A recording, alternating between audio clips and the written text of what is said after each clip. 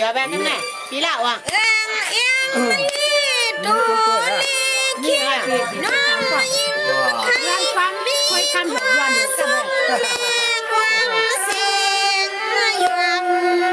ยันตัวทอดมา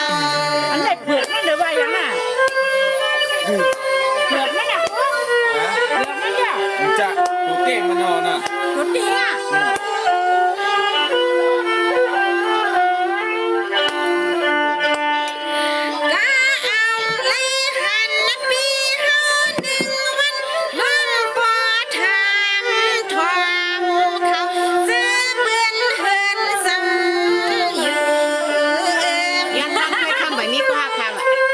ต่อเลย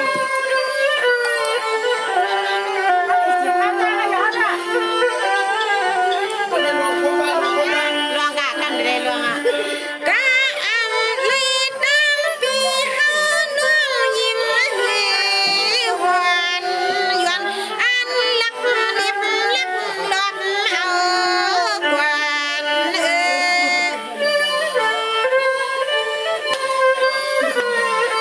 จิละว่าแม่สิละว่ะ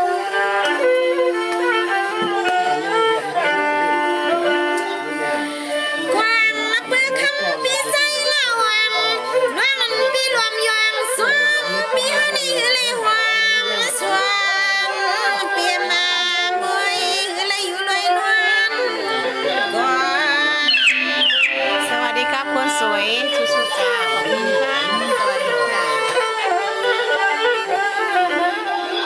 ตัวฉันเลี้ยงเขี้ยวหมด อีน้องอันนั้น โอ้ยแม่ครับ ฮัลโหลละวันก็เจ้าป้าเลยมีก็มาถวยใจเตะกันมาสู่ทวมกวนเฮาน้องเดียเจ้าเฮ็ดจำหือ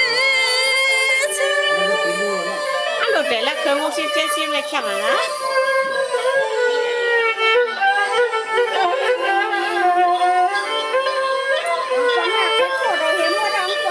ฮัลโหลปีสุดปีมาเยาหยอกหังคำเรียกเล่นนอนถวยอำหือเสียเยาเดียเจ้าเฮ็ดจำยอหือละใน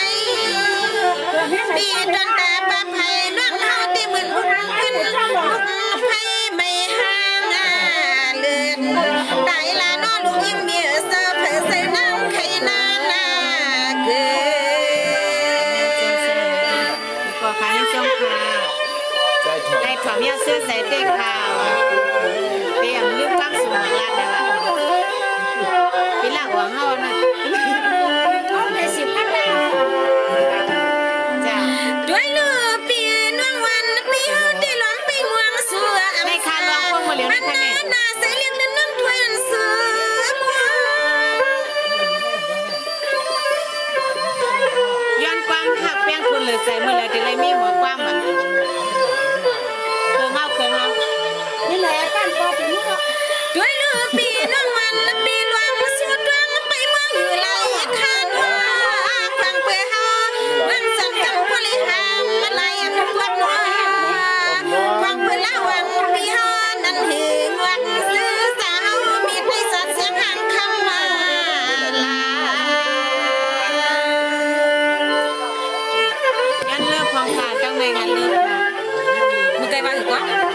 เมื่อไรจะเลยมีหัวความไหนวะนี่หักโดนใส่คอเนี่ยเมื่อไรจะเลยมีหัวความน้องเนี่ย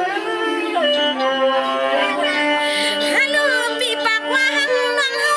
ได้ยินจังหือกว่าน้อต่อหือวันสาคันก็เปลี่ยนปีเจ้าเห็นจังหือเลยใส่ปีหือเลยมีเดียงดังหันคำยิ่งน้องหมอกว่า ชื่อใส่แต่กอยกหมอ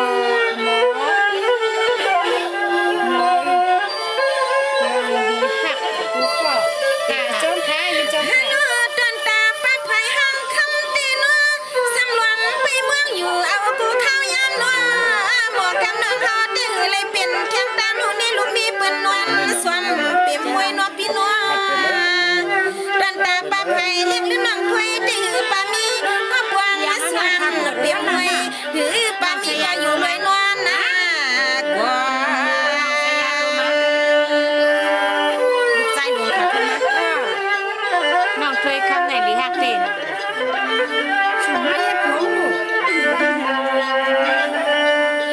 ฮัลโหลปีจนตาป้าพายปีโอตีบ่เลยมีก็ยินทวงเสียงถ้วยเสได้อกมาลง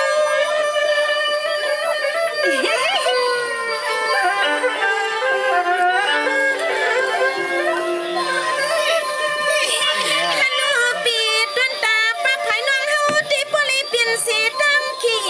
ดำเมาอยู่ล้อมปีเมืองไปแข่งขันดำสู่อำไลต้นทาป้าไผ่นั่งเฮาตีนอนที่ในสิกซอปียินเกียนไม่ว่าไม่เหมือนมุกไผ่ไม่ในทาง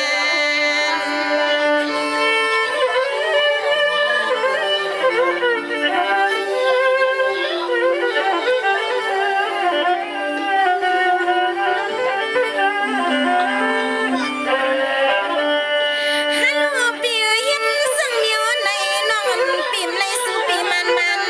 การยันคุยนอนหักปีที่สังเฮ็ดนาสังหือเศร้า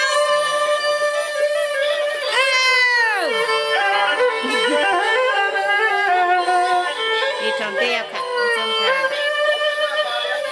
ฮัลโหลเปียเปลี่ยนอย่างดาววันหัวหน้าเกี่ยววันเสือเฮาหักเปียงก่อนว่าปีเศร้าหือเลยสวงเศร้าหวงกวางเพื่อนหมูเขานัวปีนัวดันตาป้าไผ่ห้างคำนังถอยปีเฮาที่ลงปีเมืองปีเฮานี่นัวสัมปอถึงดอดเฮาอันตอนเฮาวังนี่เตหือเลยกินข้าวกุ้งมา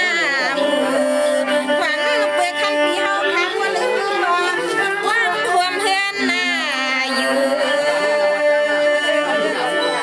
ว่าคณะน้องมาติเมืองเลยค่ะว่าเนาะ